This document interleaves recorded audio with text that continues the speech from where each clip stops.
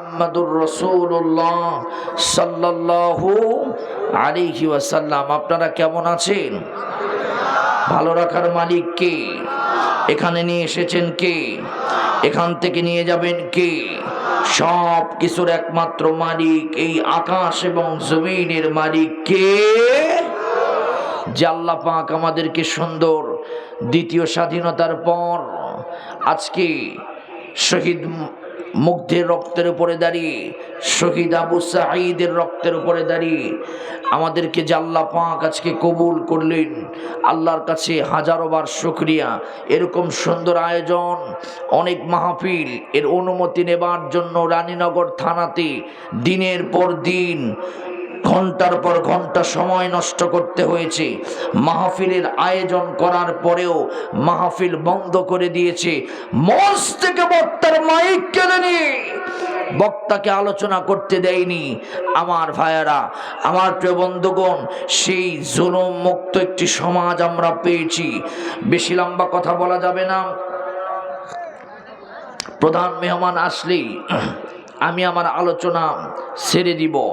আমি পবিত্র কোরআনে কারীমের একটি আয়াতে কারিমা আমি তেলাওয়াত করেছি। এই তেলাওয়াতকৃত আয়াত থেকে আল্লাহর কোরআনের সাথে সম্পর্ক রেখে কিছু কথা বলি আমি বিদায় নিব ইনশাআল্লাহ। সবাই বলেন ইনশাআল্লাহ। আমি একটি আয়াতে কারিমা তেলাওয়াত করেছি পবিত্র কোরআনে কারীমের। এই কোরআনে কারীমের 114টা সূরার ভিতরে সিরিয়ালের 8 নম্বর সূরা তেলাওয়াত করেছি। সূরা আনফালের 30 নম্বর আয়াতে কারিমা আমি তেলাওয়াত করেছি। এই সূরাটি 9 নম্বর পারায় অবস্থিত এবং এই সূরায় মোট আয়াত সংখ্যা হলো 75, রুকু হচ্ছে 10টি, নাজিল হয়েছে রাসূলুল্লাহর মাদানী জীবনে এই সূরাটা নাজিল হয়েছে। আনফাল অর্থ হচ্ছে গনিমতের মাল। গনিমতের মালকে বলা হয় আনফাল, যুদ্ধলব্ধ সম্পদকে বলা হয় আনফাল। আমার ভাইয়েরা, এই আয়াতের আলোচনা করার আগে একটুখানি আমি ব্যাকগ্রাউন্ডটা বলে নিই।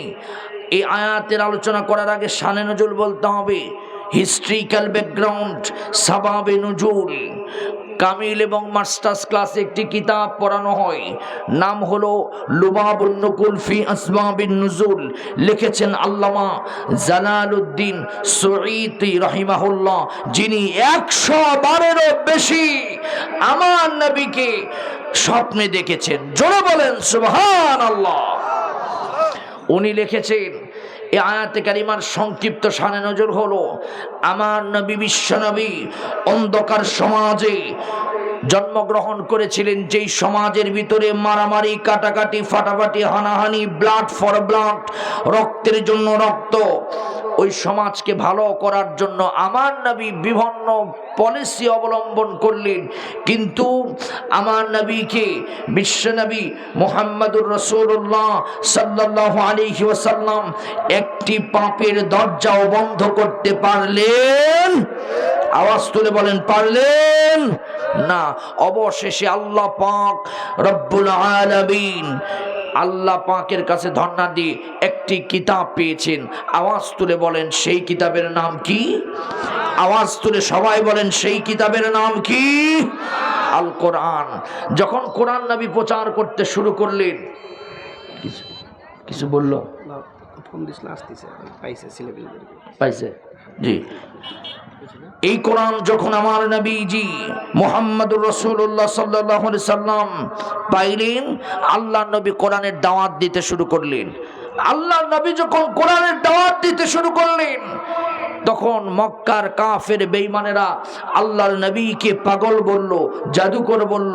নবী কোরআন দাওয়াতের আগে আল্লাহর নবীকে তারা আলামিন সাদিক বলেছিল। অবশেষে নবীর কোরআন বন্ধ করার জন্য চক্রান্ত করা হলো। আবু জেহেল তার সংসদে বসে, দারুন নাদওয়াতে বসে 49 জন মিলে কয়েকটা বিল পাশ করলো। 1 নম্বর বিল হলো, ওয়াকালাল্লাযীনা কাফারু লা তাসমাউ লিহাযাল কুরআন ওয়ালগাউ ফীহি লাআল্লাকুম তাগলিবুন, যে কেউ মুহাম্মাদের কোরআন শুনতে তোমরা যাবে না। এই বিল পাশ করার পর যারাই বিল পাশ করলো তারাই আবার আল্লাহর নবীর কোরআন গোপনে গোপনে রাতের বেলা শুনতে গেল। সারা রাত দাঁড়িয়ে দাঁড়িয়ে আল্লাহর নবীর তেলাওয়াতকৃত কোরআন কারীম শুনে তারা চোখ দিয়ে পানি ফালালো। চিৎকার দিয়ে বলেন সুবহানাল্লাহ। আরো জোরে বলেন সুবহানাল্লাহ। আমার প্রিয় ভাইয়েরা, আমার প্রিয় বন্ধুগণ, আল্লাহর নবীর কোরআন শুনে তারা একদম আশ্চর্যান্বিত হয়ে গেল। এমনকি আমার নবীর কোরআন শোনার জন্য 3000 বছর আগের জিনেরাও ভিড় জমাইত। আল্লাহর নবীর কোরআনে কারীমের আওয়াজ শুনে তারা বলতো, ইন্না সামি'না কুরআনান আজাবা। এটা একটা আশ্চর্যান্বিত কিতাব। আমার ভাইয়েরা, আল্লাহ নবীর কোরআনে কারীম যখন তেলাওয়াত বন্ধ করে দিতে পারলো না, নবীর কোরআনের কাছে যারা যায় তারা কালিমা পড়ে মুসলমান হয়। অবশেষে দারুন নাদওয়াতে বসে আর একটা সিদ্ধান্ত নিল। সেই সিদ্ধান্ত আল্লাহ পাক কোরআন কারীমে জানায় দিয়েছেন, ওয়া ইয ইয়ামকুরু বিকাল্লাযীনা কাফারু লিয়ুসবিতুকা আও ইয়াকতুলুকা আও يخرجوك ويمكرون ويمكر الله والله خير الماكرين।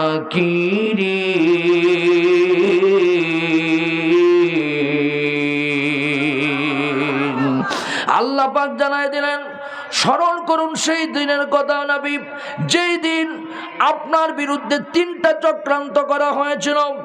আমার কালীগঞ্জের মুসলমান, আমার রানীনগরের মুসলমান, আওয়াজ তুলে বলেন তো চক্রান্ত কয়টা, ষড়যন্ত্র কয়টা?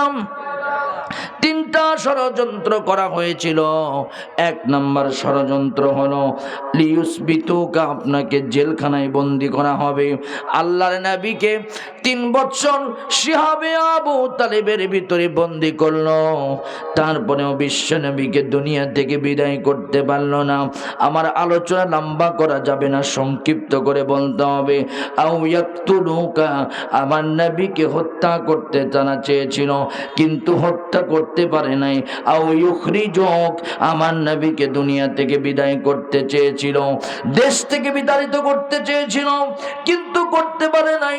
আল্লাহ পাক তারপরে জানায় দিলেন, ওয়ায়ামকুরুনা ওয়ায়ামকুরুল্লাহ ওয়াল্লাহু খায়রুল মাকিরিন। আল্লাহ রাব্বুল আলামিন জানায় দিলেন, শোনো ইয়া রাসূলুল্লাহ, আমি আল্লাহ ওদের কৌশলের উপরে কৌশল করলাম। ভাইয়ের আমার একটা পয়েন্ট নিয়ে কথা বলতে হবে। আও ইয়াকতুলুকা, দুনিয়া থেকে নবীকে হত্যা করে বিদায় করে দিবে। আমি আপনাদের কাছ থেকে জানতে চাচ্ছিলাম, হাত তুলে বলেন তো আমার নবীকে হেফাজতের দায়িত্ব কে নিয়েছেন? আওয়াজ তুলে বলেন কে নিয়েছেন? আমাদের জীবনের মালিক কে? একটু সাউন্ড এটার বাড়ান। আমাদের জীবনের মালিক কে? আরো জোরে বলেন কে? আমাদের মরণের মালিক কে? আসমানের মালিক কে? জমিনের মালিক কে? আল্লাহ রাব্বুল আলামিন বলেন, আল্লাযী খালাকাল মাউতা ওয়াল হায়াতা লিয়াবলুয়াকুম আইয়ুকুম আহসানু আমালা। আল্লাহ বলেন, শোনো, তোমার মৃত্যু সৃষ্টি করেছি, তারপরে তোমার হায়াত সৃষ্টি করেছি, লিয়াবলুয়াকুম আইয়ুকুম আহসানু আমালা, কারা ভালো আমল করতে পারে দেখার জন্য আল্লাহ রাব্বুল আলামিন সুন্দর করে জীবন আর মরণ সৃষ্টি করেছেন। আমার প্রিয় বন্ধুগণ, আমার প্রিয় ভাইরা, আমার খুব সুন্দর করে বলবো, আল্লাহ পাক আমাদের জীবন দিয়েছেন, আমাদের মৃত্যু আল্লাহর হাতে। আওয়াজ তুলে বলেন কার হাতে? আমার নবীকে হত্যা করার জন্য 1বার নয় 2বার নয়, আবু জেহেল আল্লাহ নবীকে দুনিয়ার জমিন থেকে বিদায় করে দেওয়ার জন্য 54 বার ষড়যন্ত্র করলো, কিন্তু আমার নবীকে হত্যা করতে পারেন নাই, আমার নবীকে দুনিয়া থেকে বিদায় করতে পারেন নাই, আমার নবীকে অপমান করতে পারেন নাই। আওয়াজ তুলে বলেন তো, আমার নবীর সম্মান দিয়েছেন কে? আরো জোরে বলেন কে? আরো জোরে বলেন কে? আমার নবী বিশ্ব নবী মুহাম্মদুর রাসূলুল্লাহ, আল্লাহ পাক তাকে জানাই দিয়েছেন, আল্লাহু ইয়াসিমুকা মিনান নাস। হে নবী, আপনি চিন্তা করবেন না, আপনাকে হেফাজতের দায়িত্ব আমি নিয়েছি। আমি আল্লাহ পাক এই পৃথিবীর সমস্ত মানুষের কাছ থেকে আপনাকে হেফাজত করব। কেউ আপনার সম্মান নষ্ট করতে পারবে না, কেউ আপনাকে দুনিয়া থেকে বিদায় করতে পারবে না। ভাইরা আমার, 54 বার আমার নবীকে নিয়ে ষড়যন্ত্র করলো। আল্লাহর নবী কাবার ভিতরে নামাজ পড়তেছিলেন, বিশ্ব নবী নামাজে দাঁড়িয়েছেন, আল্লাহু আকবার বলে আমার নবী যখন সিজদার ভিতরে গিয়েছেন, বিশ্ব নবীর মাথার উপরে উটের পচা নারী বুড়িগুলো উঠায় দিয়েছে, আমার নবীর নিঃশ্বাসটা বন্ধ হয়ে গিয়েছে। আল্লাহ রাব্বুল আলামিন আরশে আজিম থেকে আমার নবীকে হেফাজত করার জন্য মেসেজ দিয়েছেন। আমার ভাইয়েরা, শুধু তাই নয়, গর্ত খনন করা হয়েছে, নবীকে বিভিন্নভাবে নির্যাতন করা হয়েছে, কিন্তু পারে নাই। আমি আর একবার শুনতে চাচ্ছিলাম, জীবনের মালিক কে? আমার ভাইয়েরা, এবার আবু জেহেল ভাবলো, না না না, মুহাম্মদকে আর দেশীয় কায়দায় মারা যাবে না, বিদেশি কায়দায় মারতে হবে। আমার ভাইয়েরা, বিদেশি একজন মেহমান, নাম হলো হাবিব বিন মালিক, শাম দেশের বাদশাহ, 12,000 সৈনিক নিয়ে আমার ভাইয়েরা সেই মক্কায় রওনা দিয়েছিল। আবু জেহেল একটা চিঠি লিখেছিল, দুনিয়া থেকে আমার নবীকে বিদায় করে দিবে। আল্লাহর নবীকে দুনিয়ার জমিন থেকে বিদায় করে দেওয়ার জন্য চক্রান্ত করেছিল। আজও বাংলাদেশের দিকে তাকায় দেখেন, যারা নিজেরাই আর একজনকে হত্যা করার জন্য আন্তর্জাতিক অপরাধ ট্রাইব্যুনাল বানালো, তারা নিজেরাই ওই হত্যা ওই ট্রাইব্যুনালে উঠে নিজেদের বিচার এখন শুরু হয়েছে। আওয়াজ তুলে বলেন তো, আল্লাহর খেলা আছে না না? আমার ভাইয়েরা, 12,000 সৈন্য নিয়ে হাবিব বিন মালিক রওনা দিল। রওনা দিয়ে আল্লাহর নবীকে হত্যা করার জন্য মক্কায় এসেছেন। মক্কায় যখন আসলেন, আমার নবী বললেন, মুহাম্মদ কেমন আমার দেখা দরকার, মুহাম্মাদের চেহারা কেমন আমার একটু বোঝা দরকার, মুহাম্মাদের শরীর কেমন আমার একটু বোঝা দরকার। আওয়াজ তুলে বলেন তো, আমার নবীর চেহারার ভিতরে মায়া আছে না নাই? আরো জোরে বলেন, আছে না নাই? আমার ভাইয়েরা, কুরাইশদেরকে ডাকা হলো হাবিব বিন মালিকের সামনে। কুরাইশরা বলল, এই মক্কার সবচেয়ে বড় বংশ হলো কুরাইশ, আর মুহাম্মদ কুরাইশ বংশে জন্মগ্রহণ করেছেন। মুহাম্মদকে এমন ভাবে, মুহাম্মদ ভালো ছেলে, মুহাম্মদ জীবনে একটা কথাও মিথ্যা বলে নাই। আমার নবী জীবনেও কোনোদিন একটা কথাও মিথ্যা বলেন নাই। নবীর উম্মত হিসাবে আমাদেরকে সত্যবাদী হওয়ার দরকার আছে না নাই? জোরে বলেন, আছে না নাই? কিন্তু আমাদের দিকে তাকালে তো মনে হয় মিথ্যার গোডাউন আমাদের পেটের ভিতরে মরে মরে বাকি বাকি মিথ্যা কথা বলে থাকে। রানীনগর বলে হলো আবাদ পুকুর, আছে না নাই? জোরে বলেন, আছে না নাই? মিথ্যা হলো সকল পাপের মূল, মিথ্যা সব আমলকে ধ্বংস করে দেয়। যে মিথ্যা কথা বলে সে কোনোদিন বরকত পায়? জোরে বলেন, বরকত পাই? আমার ভাইয়েরা, আল্লাহর নবীর ব্যাপারে কুরাইশরা বলল, আমানতদার মুহাম্মদ, মুহাম্মদ হলো আমানতদার। কয় মুহাম্মদ দেখতে কেমন? বলছে মুহাম্মদ চিকনও না, মোটাও না, মুহাম্মদ লম্বাও না, খাটোও না। মুহাম্মদ এক মুহাম্মাদের গায়ে নাকি আল্লাহ 40টা যুবকের শক্তি দিয়েছে। কই চেহারা কেমন? কই চেহারার কথা বললেই তো এখন অবস্থা খারাপ। ওই কুরাইশের লোকেরা বলছে, শোনো, মুহাম্মাদের চেহারা এত সুন্দর, এত সুন্দর, মুহাম্মাদের চেহারার দিকে যারাই তাকাই তারা কালিমা পড়ে মুসলমান হয়। জোরে বলেন, আরো জোরে বলেন। আমার নবীর চেহারার ভিতরে নূর দিয়েছেন কে? জোরে বলেন কে? আমার ভাইরা বলছে তাই নাকি? হ্যাঁ। তাই মুহাম্মদকে তো আমার সামনাসামনি নেওয়া দরকার। মুহাম্মদকে 12,000 সৈন্য দিয়া মাইরা মুহাম্মদকে দুনিয়ার জমিন থেকে বিদায় করে দিব। আমার ভাইরা একটা চিঠি লিখলো, সংক্ষিপ্ত করে বলছি। ওই চিঠির ভিতরে আল্লাহর নবী কি ওই হাবিব বিন মালিক, শামের বাদশা, এখন যেটা সিরিয়া, আমার ভাইয়েরা সিরিয়ার পূর্ব নাম হলো শাম।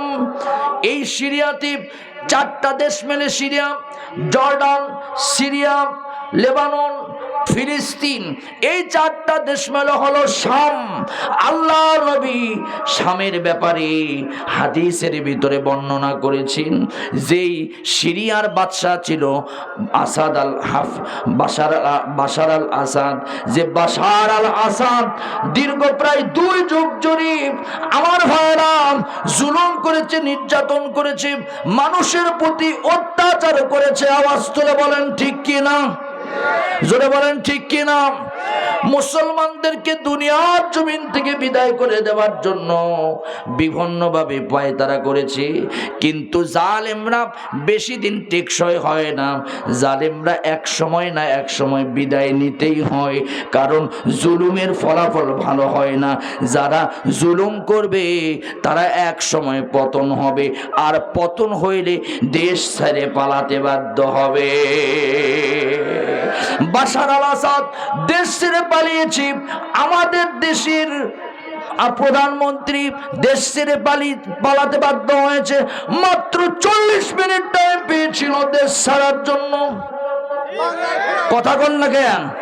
জোরে বলেন ঠিক কিনা? আল্লামা সাঈদী সাহেব ভবিষ্যৎবাণী দিয়েছিল। আল্লামা সাঈদী সাহেব বলেছিল এমন একটা সময় আসবে যে সময় তারা পালানোর জায়গা পাবে না, বিড়ালের গর্তও খুঁজে পাবে না, মামু বাড়ি দিল্লিতে গিয়ে পড়বে। আওয়াজ তুলে বলেন কথাগুলো ঠিক না বেঠিক? জোরে বলেন ঠিক কিনা? আল্লাহ বলেন শোনো, মাকারু ওয়া মাকারাল্লাহ ওয়াল্লাহু খায়রুল মাকিরিন। আল্লাহর মার দুনিয়ার বার, আল্লাহ কিন্তু জালেমরে ধরে না, কিন্তু ধরলে কিন্তু ছাড়ে। জোরে বলেন ছাড়ে। আমার ভাইরা বিশ্ব নবীকে চিঠি লিখলো, আল্লাহ নবী চিঠি মোতাবেক হাজির হইলেন। আল্লাহ নবীকে অপমান করার জন্য একটা মঞ্চ তৈরি করলেন। আমার ভাইয়েরা ওই মঞ্চ থেকে আওয়াজ উঠালো বিশ্ব নবীর বিরুদ্ধে, এমনকি 2টা চেয়ার বানালো। একটা চেয়ার হাবিব বিন মালিকের স্বর্ণখচিত চেয়ার, আর একটা চেয়ার হলো আবু জেহেলের জন্য রৌপ্য খচিত চেয়ার। 2টা চেয়ার বানায় মঞ্চের ভিতরে 2 জন বসে থাকলো। আল্লাহর নবী আগমন করলেন। বিশ্ব নবী আসার পর হাবিব বিন মালিককে ইশারা দিলেন। হাবিব বিন মালিক নবীর দিকে তাকানোর চেষ্টা করলেন, কিন্তু আবু জেহেল হাবিব বিন মালিকের চেলা, হাবিব বিন মালিকের 1 নাম্বার চামচা। আমাদের দেশেও নেতার পিছে থাকে, তাদেরকে কি বলে? জোরে বলেন কি বলে?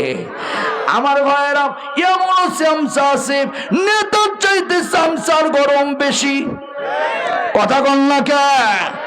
আমার ভাইয়েরা এইরকম করে হাবিব বিন মালিক ডাক দিয়ে বলছেন, ও নেতারে, ও আমার শাম দেশের বাদশা, মুহাম্মাদের দিকে তাকাবেন না।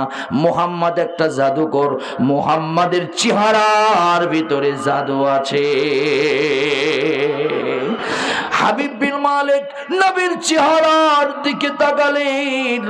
আমার নবীর চেহারার দিকে হাবিব বিন মালিক যখন তাকালেন, আমার নবীর প্রেমে পড়ে গেলেন। আর হাবিব বিন মালিক নবীর প্রেমে পয়রা আল্লাহ নবীর দিকে অনেকক্ষণ ধরে তাকায়া রইলেন। আল্লাহ নবীর চেহারার ভিতরে বরকত আছে না নাই? জোরে বলেন, বরকত আছে না নাই? সাহাবীরা বলেন, হ্যাঁ, সাহাবীরা বলেন আমার নবীর চেহারা এত সুন্দর ছিল, আমরা যখন ক্ষুধা লাগতো তখন আমরা ক্ষুধার কথা ভুলে যেতাম, আমার নবীর চেহারার দিকে তাকায় আমরা ক্ষুধার কথা ভুলে যেতাম। আল্লাহ নবী লিল্লাহি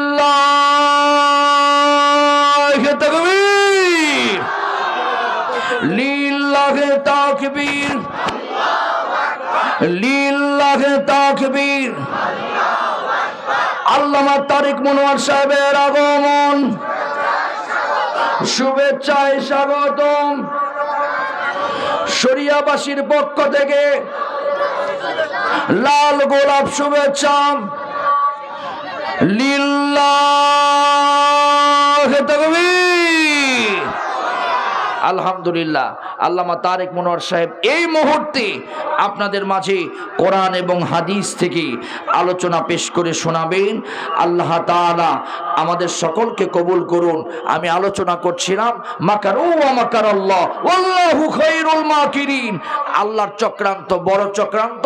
আল্লাহ পাক চক্রান্ত করলে পৃথিবীর কেউ রক্ষা পায় না। আমি আর আলোচনা করব না। আমাদের আজকের কাঙ্ক্ষিত মেহমান আরেকটা প্রোগ্রাম তার আছে, এজন্য সময় আপনাদের দেওয়া বাদ মাগরিব, এজন্য মেহমানকে বসে রেখে আমরা আর কোনো কথা বলবো না। ডাইরেক্ট মেহমান আপনাদের মাঝে কোরআন এবং হাদিস থেকে আলোচনা পেশ করবেন। আমার জন্য দোয়া করবেন। আল্লাহর কাছে দোয়া করছি, আল্লাহ এই এলাকাকে কবুল করুন, এই আয়োজনকে আল্লাহ পাক কবুল করুন, মঞ্জুর করুন, বলেন আমিন। আমি এই বলে আমার আলোচনা শেষ করছি। হাদা মা ইনদি ওয়াল ইলমু ইনদাল্লাহ আলাইহি তাওয়াক্কালতু ওয়া ইলাইহি মুনীব। আসসালামু আলাইকুম ওয়া রাহমাতুল্লাহি ওয়া বারাকাতুহু।